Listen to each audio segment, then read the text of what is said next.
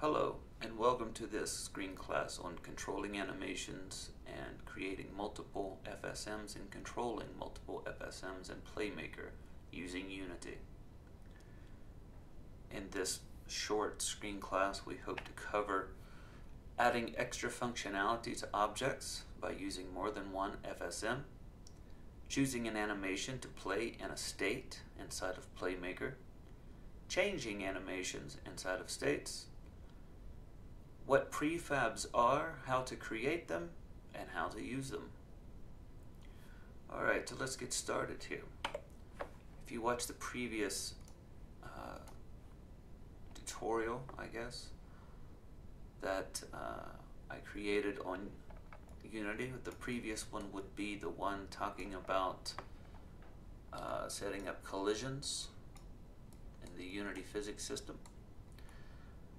From that, I have created this scene. The only thing really that has changed is I removed the spider, and now the player will be controlling this polar bear. The default animation for this guy, actually let me start this program, is the idle smell, or really any idle animation that you can find inside of one of these animal models, or really any model. Okay, and the reason I chose the polar bear is because he's quite robust in regards to how many animations he has already built in. The pig itself, I have changed it somewhat. I made it to where he does not destroy himself, although I didn't change the name,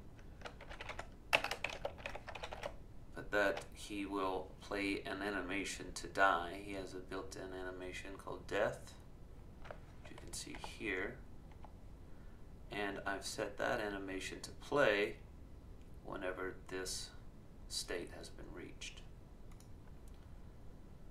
Alright, so going back with the polar bear, the first thing we want to cover is using multiple FSMs inside of an object.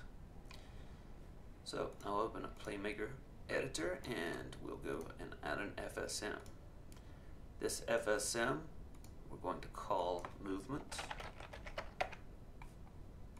and this controls the player's movement. Alright, so we'll set the name of this state to moving, and we'll go ahead and get some input. We'll get axis 2 times. We will translate, and we will rotate.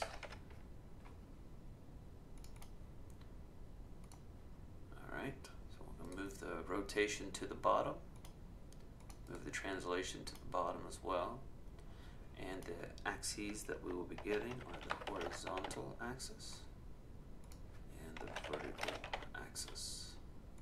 Variables we'll be using are H to hold the horizontal float, and V to hold the vertical float, and we'll set the horizontal axis input to store inside of H, the vertical to store inside of V. Our rotation will happen on the Y axis, so we'll go ahead and set this rotate to be the horizontal, and translate will happen in the Z axis using the vertical input. Alright, let's go ahead and play and see what we have with just the basic settings. Rotate, move, very slow. Alright, I want to go in and change some of these, so let's change the multiplier on horizontal. Turns a little bit faster, actually a little bit too fast.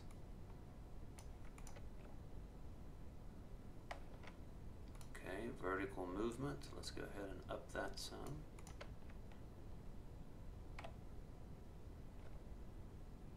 that'll suffice.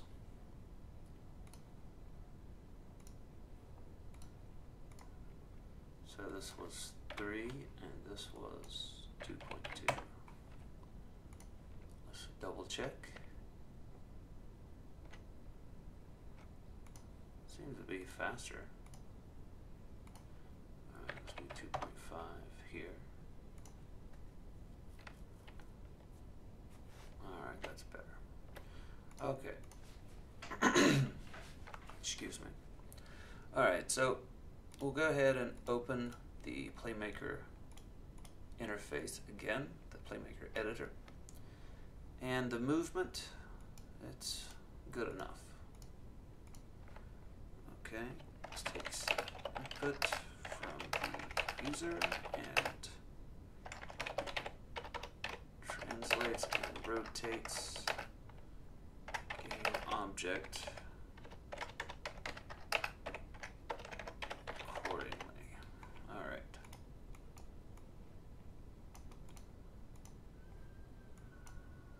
Go ahead and space this out a little bit. I don't like it when it's one long piece there across the screen. Makes it harder to add other states later on if need be. Of course, with this one we don't need to. So this is one state. It's going to get input from the user and do stuff with it. But we also want to make, let's say we want to add some extra functionality to this. We want some other things to happen for this player object. For example, animations. So let's go ahead and do that. So we're going to go here, this section. We can choose what object we're working with, but we can also choose which FSM. And here's our button we want, add FSM to pole repair. This will create another FSM, and we can easily go back and forth between them. So this FSM I'll call animation. Controls which animation is currently played. And our FSM will start with initial state of idle listener. And what this is essentially going to do is listen for any changes. If there aren't any changes, the default animation, the idle, will be playing. There's no point in actually adding any kind of really anything here. Now, that's not exactly true, because what we want to do is we want to share information between these two states. Now there's two ways to do this. Well, 3 ways really. Well, a lot of ways, but some of the ways we can do it inside of Playmaker are using our variables to store information and retrieve information by use of global variables. Now if we click global variables, what these are any variable that can be reached from any FSM. So for example, I can make a vertical, or just vert, float. I can add this as a global variable. And you'll see that, okay, I just made that inside of this FSM, the animation FSM. But if I were to switch to the movement FSM and go to global variables, it's still there. So I can use this global variable, and I can say, for example, for my movement, I'm going to get my vertical axis and store that not inside of V, which is a local variable I created here, but inside of the global variable vert. And then I can translate using vert. Okay, well, what good does that do? I haven't done anything other than switching the name of the variable here and here. Well, it also allows us to do something like going over to our animation FSM. Let's add a new action here. And this is going to be get float. Let's just type in float. I think it's, yeah, get FSM float.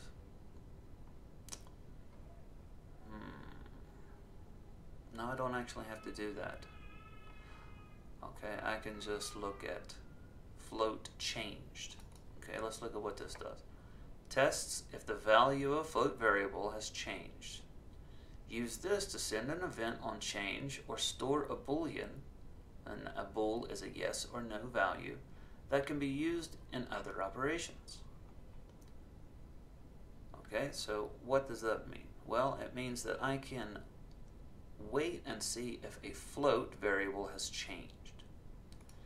If I go to my global and set it to vert, and let's just add a state and a simple event, and say float has changed. And we'll add this event here. So if a float has changed, so if the vert global variable has changed, we're going to run the event float has changed. We don't need to store the result true or false. We'll just leave that alone. So anytime that this float changes its value, it goes into this state. Let's go ahead and hit play and see what happens. So right now I'm not pushing any buttons. I'm not pushing any vertical buttons at all, or horizontal.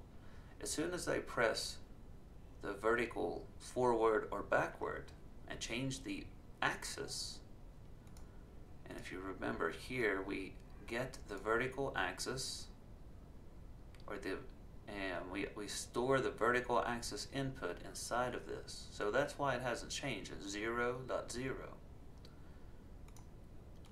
But as soon as I press a button, you'll see that I just barely nudged him forward and it switched to a different state. So I could go over here now and say, for example, play animation. Go to animation, play animation, and which animation do I want to play?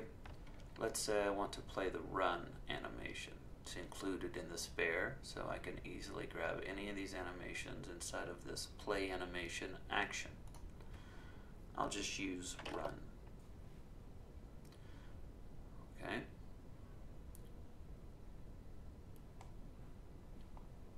Now I also need to make an event to go back to the idle.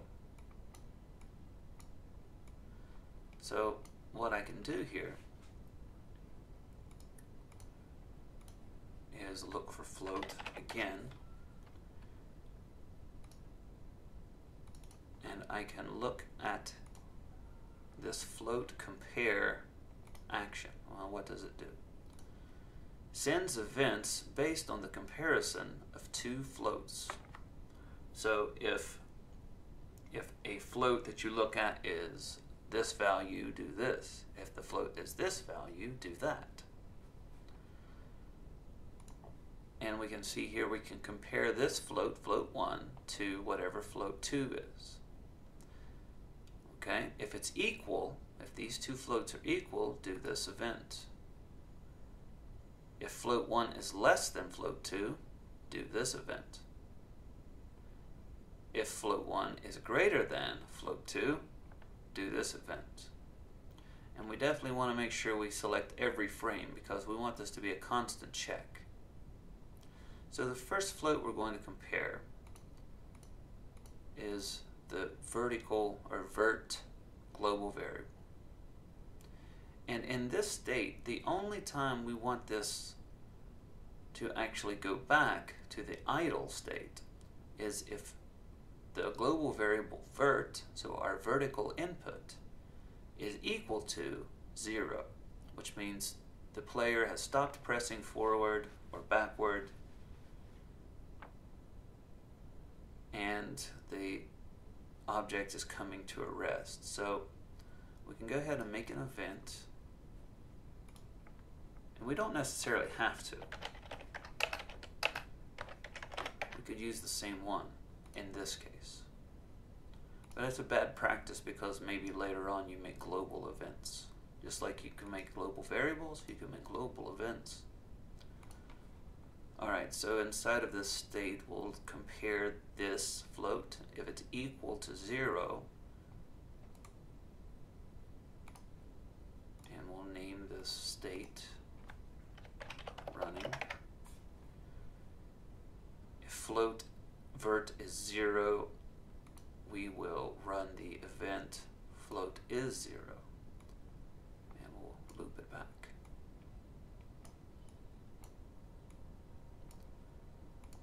So if this is idling, it means nothing is being pressed.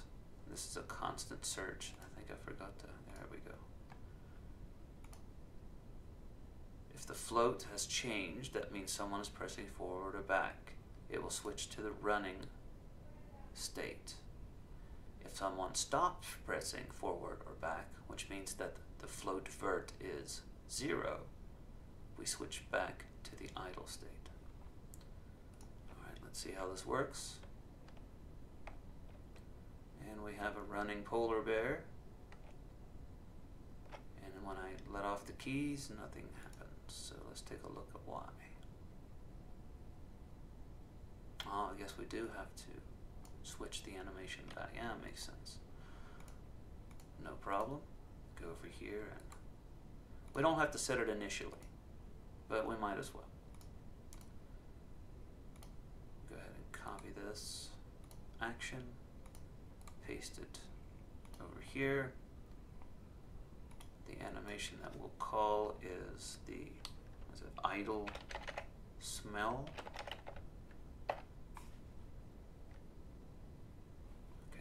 Try it again.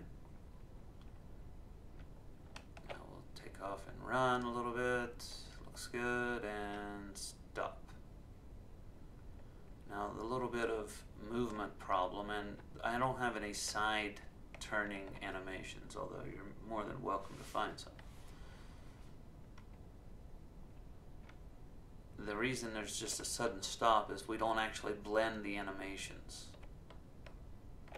There is another way to play animations, and this is done with another action. This is called blend animation. Blends an animation towards a target weight over a specified time. Optionally sends an event when finished. So what this will do is it plays an animation, but it doesn't really play it. It plays it over time. It slowly builds to an animation, from the animation that's currently playing to the animation that you want to play. Alright, so while blend animation will play an animation, for this simple functionality we're not going to bother with it. It takes a little bit of tweaking, so if you want to get it perfectly correct, it's going to take time. Okay? So that's that. Same kind of thing I have over here on this pig. Look at this Playmaker editor, and it says, well, he's just going to do the idle animation by default. Whenever a collision happens with anything with the my tag, he's going to do the event something hit me. Something hit me leads into the die animation state, and the only thing that does is play the death animation. Alright, so we can switch to this polar bear, switch his tag to my tag, and let's go kill a pig.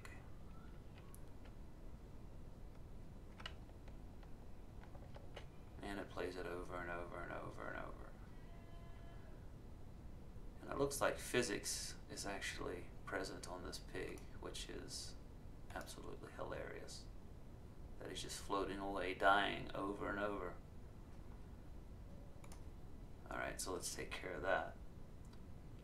We'll make sure that we use our constraints on this rigid body. We'll freeze his position, freeze this rotation so he can't just float away. And we also need to change the fact that that animation plays over and over. Just click stop on exit. I think that should do it. If it doesn't, there's another way to do it. Nope, didn't do it.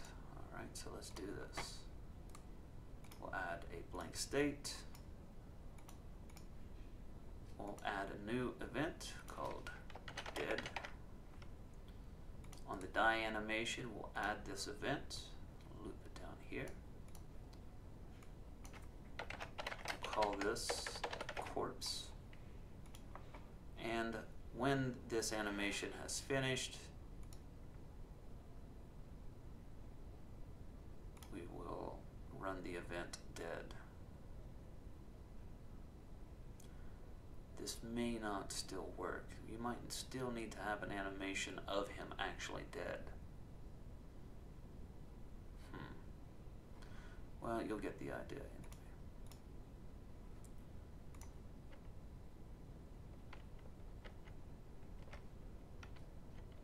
Yeah, you need to have an actual animation of him being dead to get that to go right. Which we very well could make one. Go ahead and throw that in here too. Why not? Alright, so let's look at this pig's animations. Pick his death animation.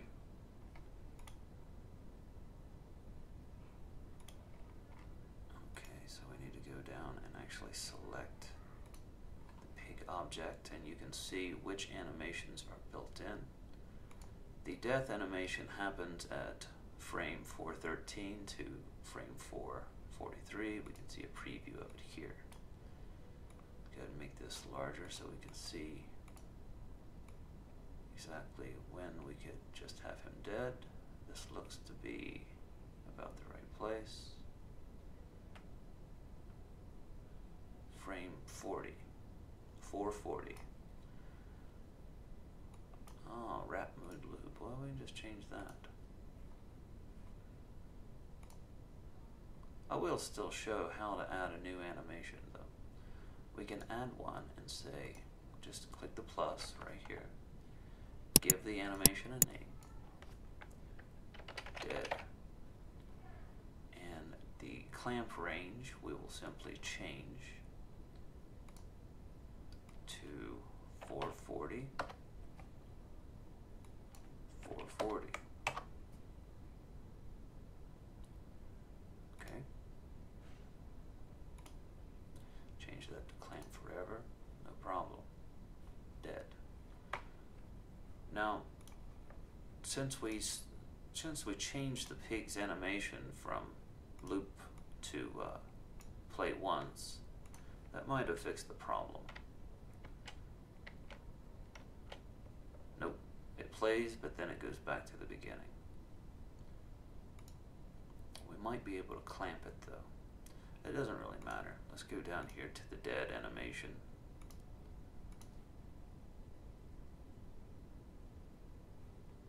Copy this. And we'll play the animation dead.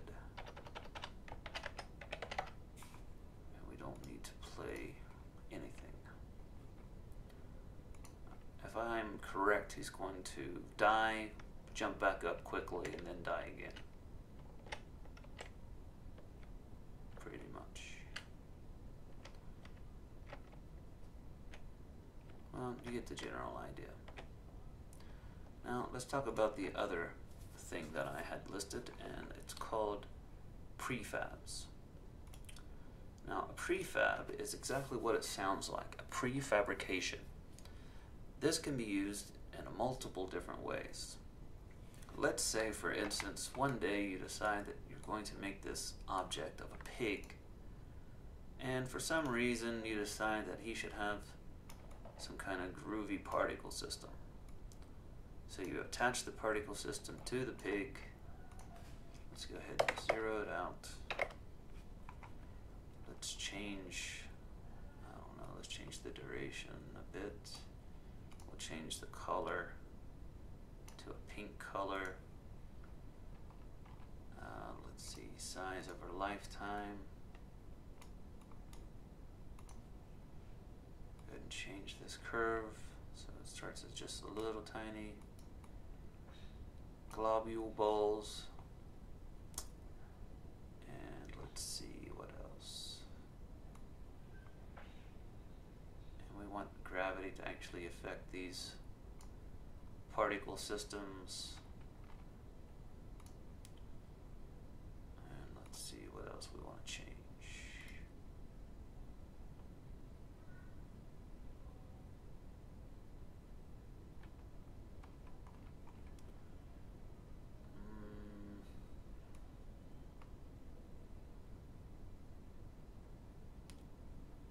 So he makes it rain pink snow, this magic pig.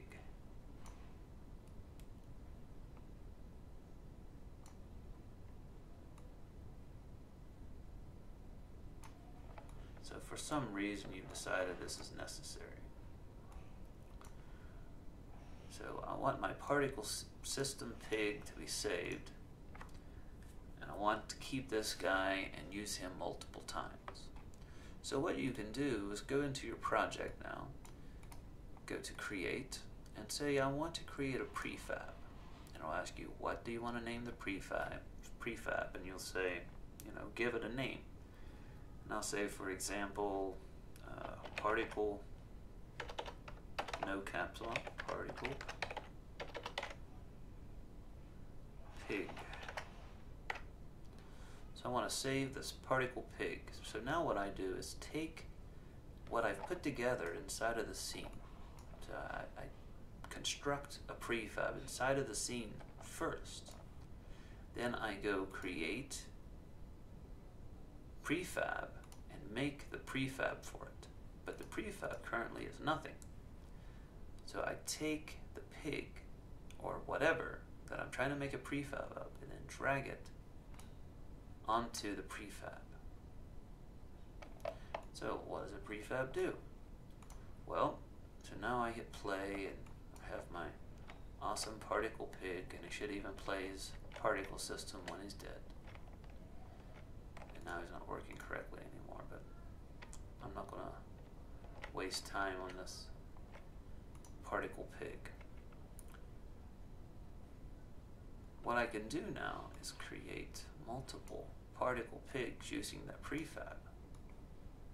And all of the particle pigs will have all of the functionality of the original particle pig.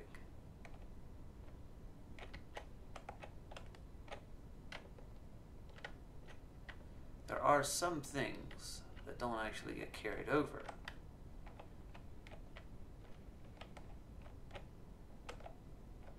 One of the things that don't get carried over, as you can see here, is the name.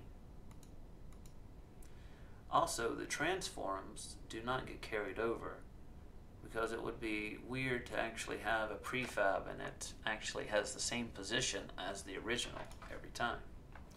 Now what's great about prefabs is I can actually go in and change one of these. So let's say that I want to change the functionality, because I really do want to fix that. It's gonna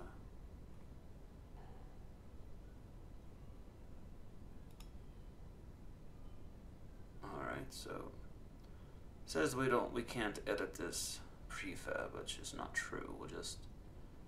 It's asking, do we want to edit the prefab or just this instance of the prefab? So you can think of a prefab as kind of like a class. You can make it instances of this object. We design the class, which is essentially the prefab, and bring it in. Now, if we edit the prefab, that means that every single instance of the prefab will reflect these changes. So let's say I want to edit the prefab, and I don't really think I need to change anything here, to be honest. but I do need to change the animation. I think I need to clamp it. So it's been a long time since I worked with the legacy animation system. Alright, so let's go inside of this pig and let's go grab his death animation. And for dead, we're going to make sure that for the wrap mode on this, it needs to be once. And on death, it needs to be definitely clamped forever. Make sure add a loop frame is not here, so we don't have a frame at the end that's a copy of the very first frame. We hit apply, and that is applying that to all these prefabs. Let's say I go inside of this pig and actually delete this particle system. So that means I'm going to break the prefab instance. Okay, that sounds great. Now I could change one instance of the class, but that means it's no longer a prefab. However, if I want the changes that I actually make to this guy to be for all, I can go inside of here and do it. Oh no, that's not going to, because it's a child, it won't actually work. But I can very quickly overwrite the prefab if I want to make those kind of changes. If you do something like add a script or something to this prefab, let's say we make one. Create a script, C# script, we'll call it test script. And I select the prefab and actually drag this component over. I'll just add it like this.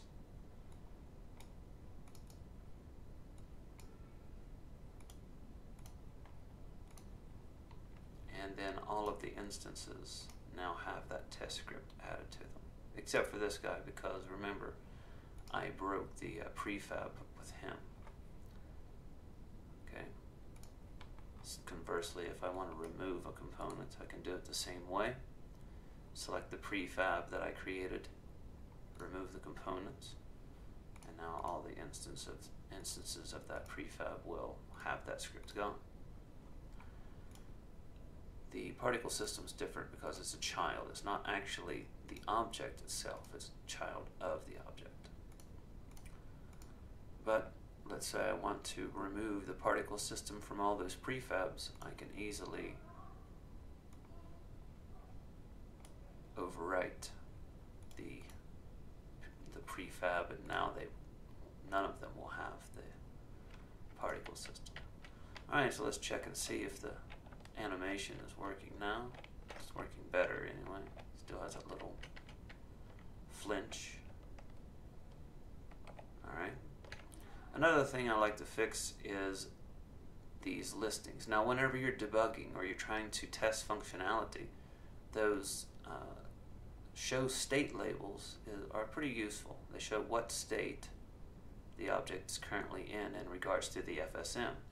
But it's very ugly. And we don't want to actually show those when we're finished. So to get rid of those, you select the object you're trying to work with, for example, the polar bear. Inside of the FSMs, we can see that there's this show state label. If we uncheck that, and we'll do the same thing for this guy. Once I check it in one, I can overwrite the prefab and it will change for all of them. And now those state labels do not show, and they just faint from the very sight of this monstrous bear. Okay, so that's how prefabs are created and how to use them. Okay, so whenever we get back to class after this week, be prepared to use this new information about prefabs as well as animations in your own projects. Have a good night.